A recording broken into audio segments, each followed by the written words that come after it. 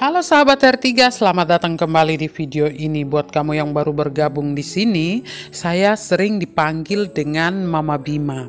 Saat ini saya berada di Keuskupan Agung Merauke, tepatnya di Kepi, kota kecil ibu kota dari Kabupaten Mapi, Provinsi Papua Selatan.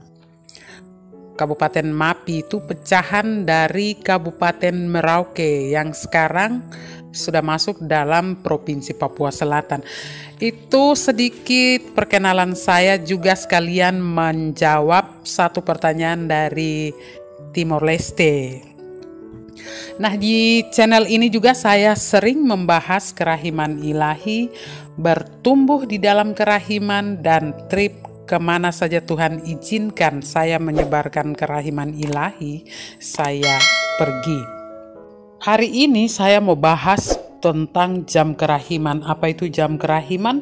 Yuk kita bahas sama-sama.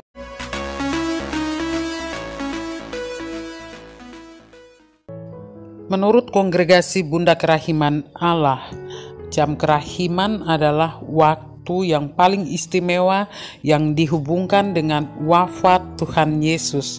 Waktu yang paling istimewa bagi seluruh dunia, di mana setiap orang pada saat itu dalam roh berdiri di bawah kaki salib Kristus untuk memohon rahmat belas kasih bagi kita sendiri dan seluruh dunia.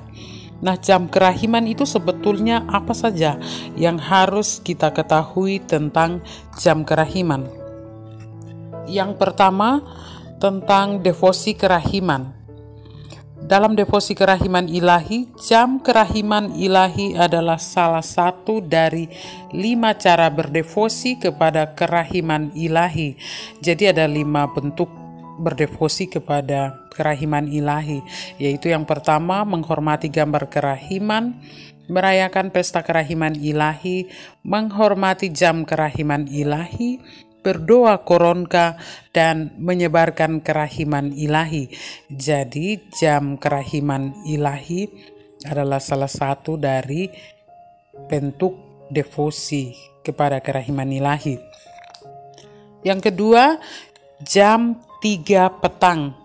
Sesuai dengan sabda Tuhan kepada Santa Faustina, Santa Faustina diminta untuk membenamkan diri dalam saat-saat sengsara Tuhan Yesus pada waktu menghadapi sakratul maut. Jam 3 sore itu sudah lama dianggap sebagai waktu untuk memohon belas kasih Tuhan. Jam 3 sore itu juga saat yang paling penting, karena pintu kerahiman Tuhan terbuka lebar bagi seluruh dunia. Tuhan Yesus juga berpesan, pada jam ini engkau dapat memperoleh segala sesuatu bagi dirimu sendiri dan bagi orang lain yang engkau doakan. Waktunya hanya sesaat saja. Mengingat waktunya hanya sesaat saja atau sebentar saja, maka sebaiknya kita benar-benar menggunakan jam kerahiman dengan merenungkan dan membenamkan diri dalam samudra kerahiman Tuhan. Jadi, kalau kita mau berdoa jam kerahiman, harus pada jam 3 sore, bukan jam setengah 4, jam 5, atau jam 3 pagi. Tidak ya teman-teman. Kalau lewat jam 3, misalnya saja jam 3 lebih 20 menit atau setengah 4 sore atau jam lain, itu bukan jam kerahiman ilahi. Sesuai dengan sabda Tuhan kepada Santa Faustina di buku harian Faustina nomor 1320 dan 1572, itu sangat jelas sekali Tuhan Yesus mengatakan bahwa jam 3 sore adalah jam kerahiman Tuhan. Menurut penjelasan Kongregasi Bunda Kerahiman Allah tempat Suster Faustina tinggal dulu, itu juga dijelaskan bahwa yang dimaksud di sini jam 3 sore itu bukan 60 menit, tetapi saat Yesus menderita di kayu salib. Waktunya cuma sebentar saja. Yang berikut, kalau jarak rumah dengan kapel atau jarak rumah dengan gereja itu jauh, boleh berdoa saja di rumah atau di mana saja kita berada. Tuhan Yesus tidak merinci penjelasan tentang lamanya waktu berdoa. Tuhan Yesus hanya meminta kepada Santa Faustina untuk berdoa sebentar saja. Sehingga kalau jarak tempuh ke gereja akan memakan waktu yang lama, sebaiknya bisa lebih awal sebelum jam kerahiman kita sudah berada di gereja. Kalau tidak ya teman-teman boleh berdoa di rumah saja. Tentang lamanya waktu berdoa jam kerahiman, Tuhan Yesus tidak merinci secara jelas. Tuhan hanya meminta Santa Faustina untuk berdoa sebentar saja. Waktu sebentar saja ini menurut kita pasti berbeda-beda. Ada yang cepat, ada yang bisa lebih lama. Mungkin bisa sampai 5 menit, 10 menit sampai 15 menit. Ada juga yang biasanya cepat sekali berdoa jam kerahiman. Mungkin karena konsentrasi kita berbeda-beda. Ada yang bisa fokus dengan sungguh-sungguh dan ada yang mungkin tidak bisa fokus sehingga waktu berdoa hanya sebentar sekali. Mungkin 1 menit atau 2 menit saja. Yang berikut, mengingat rahmat Tuhan yang diberikan kepada kita semua itu tercurah di jam kerahiman, maka mau kita sedang kerja atau sibuk, entah di rumah, di kebun, di lapangan, atau di mana saja dalam posisi apapun, kita berdoa dalam hati, bersatu di dalam roh di bawah salib Tuhan, sembari membawa dan mendoakan orang-orang berdosa, termasuk kita sendiri dan seluruh dunia. Kalau ada yang tanya, kok di video sebelumnya Mama Bima bilang renungkan kisah sengsara Tuhan Yesus saja, lalu di video ini bilang berdoa untuk orang berdosa. Dalam hening sejenak, kita merenungkan misteri sengsara Tuhan dan berdoa bagi orang-orang berdosa yang malang dan kita sendiri. Wujud doanya bagaimana? Saya akan bahas nanti di video lainnya teman-teman.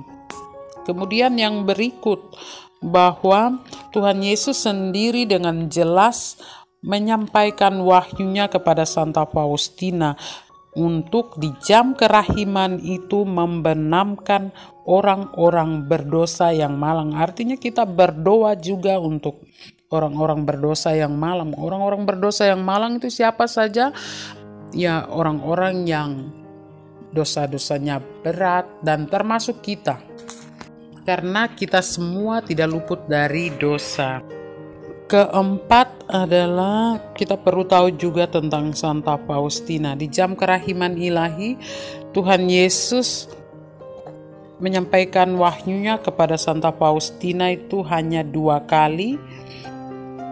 Yang pertama kalinya pada bulan Oktober tahun 1937 dan kedua kalinya Tuhan Yesus menyampaikan kembali jam kerahiman pada bulan Februari 1938. Apa pesan Tuhan Yesus tentang jam kerahiman kepada Santa Faustina? Inilah pesan yang dicatat oleh Santa Faustina pada bulan Oktober tahun 1937 yang berbunyi demikian. Pada pukul 3 sore mohonlah kerahimanku, khususnya untuk orang-orang berdosa, dan meskipun hanya sebentar, benamkanlah dirimu di dalam sengsaraku, khususnya di dalam kesendirianku pada waktu menghadapi sakratul maut. Inilah jam kerahiman yang besar bagi seluruh dunia. Pada jam ini aku tidak akan menolak apapun yang dimohon oleh jiwa-jiwa yang mengajukan permintaan kepadaku demi sengsaraku. Dan berikutnya pesan Tuhan yang dicatat oleh Santa Faustina tentang jam kerahiman pada bulan Februari tahun 1938, yaitu aku mengingatkan engkau putriku, setiap kali engkau mendengar bunyi jam yang menunjukkan pukul 3 sore, benamkanlah dirimu sepenuhnya dalam kerahimanku, sambil menyembah dan memuliakannya. Mohonlah bantuannya yang maha kuasa bagi seluruh dunia, khususnya bagi orang-orang berdosa yang malang. Sebab pada saat ini kerahimanku terbuka lebar bagi setiap jiwa. Pada jam ini engkau dapat memperoleh segala sesuatu bagi dirimu sendiri dan bagi orang-orang lain yang engkau doakan. Inilah saat rahmat bagi seluruh dunia, saat kerahiman yang mengalahkan keadilan. Putriku, berusahalah sebaik-baiknya untuk melaksanakan jalan salib pada jam ini, asal saja tidak terhalang oleh tugas-tugasmu. Kalau tidak mungkin melaksanakan jalan salib, sekurang-kurangnya masuklah ke kapel barang sejenak dan sembahlah hatiku yang penuh kerahiman dalam sakramen Maha Kudus.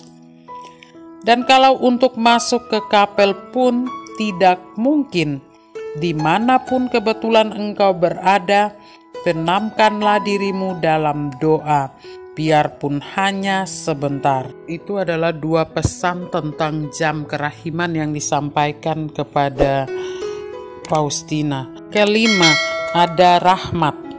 Ada rahmat yang besar bagi setiap orang yang berdoa di jam kerahiman. Rahmat itu tidak hanya bagi umat manusia di masa lampau saat Yesus wafat di salib, tetapi rahmat Tuhan yang sama sekarang bisa diperoleh secara pribadi maupun bersama oleh semua orang yang mengadakan jam kerahiman pada pukul 3 sore.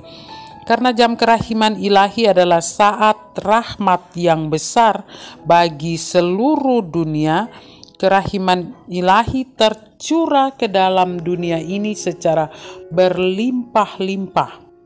Dan Tuhan berjanji melalui Santa Faustina bahwa Ia tidak akan menolak doa apapun yang dipanjatkan oleh setiap orang yang berdoa di jam kerahiman ilahi. Nah, pertanyaannya, mau nggak kita melewatkan jam suci yang penuh rahmat ini dengan tidak berdoa jam kerahiman ilahi? Kita perlu memiliki pemahaman yang benar tentang jam kerahiman ilahi. Jam kerahiman ilahi itu apa? Sehingga kita tidak melewatkan jam rahmat ini dengan menukarnya di jam lain atau mengisinya dengan doa koronka. Ingat bahwa jam kerahiman itu kita berdoa di jam 3 sore saat Tuhan Yesus bergulat dengan maut, sehingga doa-doa kita tujukan langsung kepada Tuhan Yesus. Sedangkan doa koronka ditujukan kepada Allah Bapa, dan doa ini bisa dilakukan kapan saja, boleh di jam-jam lain. Doa koronka itu bisa didoakan di jam lain, di mana saja kita berada kita bisa berdoa koronka. Intinya doa koronka tidak didoakan di jam kerahiman ilahi. Jadi buat teman-teman yang masih berdoa koronka di jam 3 sore, saran saya sebaiknya dilakukan di lain waktu saja, atau bisa juga setelah doa jam kerahiman ilahi, barulah kita boleh berdoa doa koronka. Mudah-mudahan penjelasan saya ini bisa semakin jelas buat teman-teman semua. Jangan lupa subscribe, like, dan komen supaya channel ini makin berkembang. Terima kasih teman-teman sudah nonton video ini sampai selesai. Kita ketemu kembali di video berikut. Bye-bye.